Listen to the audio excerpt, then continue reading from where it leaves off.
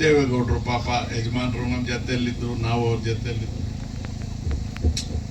ನಮಗೇನು ದುಃಖ ಅಂದ್ರೆ ಚೆನ್ನಾಗಿ ಬದುಕಿದವ್ರಲ್ಲ, ಏನು ಈ ಗತಿ ಬಂತೆ ಅವ್ರಿಗೆ. ಇವರು ಪ್ರಧಾನಮಂತ್ರಿ ಆಗಿದ್ರು, ಅವಾಗ ನಾವೇ ಇದ್ವಿ. ನಾನು ಸ್ಪೀಕರ್ ಆಗಿದ್ದೆ, ಸೀಟ್ ಜಾಸ್ತಿ ಗೆದ್ವಿ. VP ಸಿಂಗ್ ಅವ್ರು ಆಗೋದಿಲ್ಲ ಅಂದರು, ರಾಮಕೃಷ್ಣ ಹೆಗಡೆ ಆಗೋದಿಲ್ಲ ಅಂದರು. ಎಲ್ಲರೂ ಸೇರಿ ಇವ್ರಿಗೆ ಕಟ್ಟಿದ್ರು. ಇರ್ಲಿಪ್ಪ, ಒಬ್ಬ ರೈತನ ಮಗ ಕರ್ನಾಟಕದವನು ಪ್ರಧಾನಮಂತ್ರಿ ಆಗ್ತಾನಂದ್ರೆ ಅದಕ್ಕಿಂತ ಖುಷಿ ಏನಿದೆ ಅಂತ ನಾವು ಎಲ್ಲವೂ. ಪ್ರಧಾನಮಂತ್ರಿ ಅಂದ್ರೆ ಪ್ರಧಾನಮಂತ್ರಿನೇ ತಾನೆ, ಆತ್ಮ ಮಗನ ಚೀಫ್ ಮಿನಿಸ್ಟರ್, ತಂದೆ ಪ್ರಧಾನಮಂತ್ರಿ, ಮಗ ಮುಖ್ಯಮಂತ್ರಿ. ಸೇರಿದ್ದು ಯಾರ ಜೊತೆಗೆ? ಬಿಜೆಪಿ ಜೊತೆಗೆ. ಟೋಟಲ್ ಸೀಟ್ ಎಷ್ಟು ಕರ್ನಾಟಕದಲ್ಲಿ ಪಾರ್ಲಿಮೆಂಟ್ಗೆ? 28. 28ರಲ್ಲಿ ಇವ್ರು ತಗೊಂಡಿದ್ದೆಷ್ಟು? ಒಬ್ಬ ಪ್ರಧಾನಮಂತ್ರಿ, ಒಬ್ಬ ಮುಖ್ಯಮಂತ್ರಿ. 28ರಲ್ಲಿ ಕೇಳಿದ್ದು 3, ಅದರಲ್ಲಿ 2 ಯಾರಿಗೆ?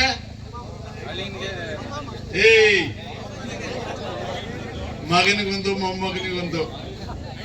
ಅಳಿಯನಿಗೆ ಕೇಳಿದ್ರೆ ಅವರೇ ಇಲ್ಲ, ಓವರ್ಲೋಡ್ ಆಗಿದೆ, ಬಸ್ ಜಾಸ್ತಿ ಕೊಡಕ್ಕಾಗಲ್ಲ ಅಂದ್ರೆ, ಹಂಗಂದ್ರೆ ನಿಮ್ ಲೆಕ್ಕದಲ್ಲಿ ಕೊಡಿ ಅಂತ ಅಲ್ಲಿ ಕಳಿಸ. ಇವ್ರ ಹಣೆ ಬರಕ್ಕೆ ಅವ್ರ ಹತ್ರ ಹೋಗಿ ಡೊಗ್ ಸಲಾಮ್ ಹೊಡಿತಾ ಇರೋರು ನಮಗ್ ಬಂದು ಹೇಳೋದು, ರೈತರ ಮಕ್ಕಳು ನೀವೆಲ್ಲ JDSಗೆ ವೋಟ್ ಹಾಕ್ರಪ್ಪ, ಪಾಪ ಇದು ರಿಸರ್ವ್ಡ್ ಸೀಟು. ಒಳ್ಳೆ ಹುಡುಗ, ನಮ್ಮ ಹೆಣ್ಮಗಳು, ಅವ್ರ ತಾಯಿ ಮಂಗಮ್ಮನವರು, ನಮ್ಮೂರ ಹತ್ರ ನೋಡಿ. ಅವ್ರಿಗೆ ಅದೇನ್ ಸಿಟ್ಟು ನನ್ನ ಮೇಲೆ ಗೊತ್ತಿಲ್ಲ, ಇದಕ್ಕೂ ಬಲಿ ಕೊಡಕ್ಕೆ ನಮ್ಮ ಹೆಣ್ಮಗಳ ಮಗನ್ನೇ ತಗೊಂಡಿದ್ದಾರೆ, ಮುಗಿಸಾಕ್ಬಿಟ್ರೆ ಅವ್ರನ್ನ. ಯಾರು ಅವ್ರನ್ನ ಎರಡಿಗೆ ಹೋಗಿ ಬದುಕಿ ಚೆನ್ನಾಗಾದವ್ರಿಲ್ಲ. ಬಹಳ ದೊಡ್ಡ ಮನುಷ್ಯ ಆತ ಕುಮಾರಸ್ವಾಮಿ. ಇಲ್ಲಿಗೂ ಬಂದಿದ್ರಲ್ಲ, ಬಂಗ್ವಾದಿಗೆಲ್ಲ ಬಂದಿದ್ರು, ಗೊತ್ತಿದೆಪ್ಪ. ಆತ ಹೇಳಿದ,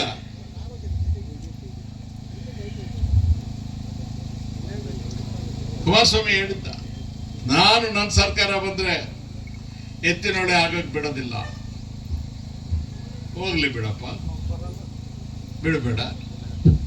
ಈ ಭಾಗದವರು ಬಂದಿದ್ರಲ್ವಾ ಎತ್ತಿನೊಳೆ ಕೆಲಸ ನೋಡೋದಕ್ಕೆ ನೀವೆಲ್ಲ. ಈ ರಾತ್ರಿ ಹೊತ್ತು ಬಂದು ಕ್ಯಾನ್ವಾಸ್ ಮಾಡಿದ್ರಲ್ಲ, ಮಾನ ಮರ್ಯಾದೆ ಇಲ್ಲದವರು, ನಾಚಿಕೆ ಬಿಟ್ಟವರು, ಗಬ್ಬು ಹೇಳ್ತಿನ್ನವರು. ಇವ್ರು ಯಾರಾದ್ರೂ ಹೋಗಿ ಎತ್ತಿನೊಳೆ ಕೆಲಸ ಎಷ್ಟಾಗಿದೆ ಅಂತ ನೋಡಿದಾರೆ ಇವ್ರ ಜೀವಮಾನದಲ್ಲಿ?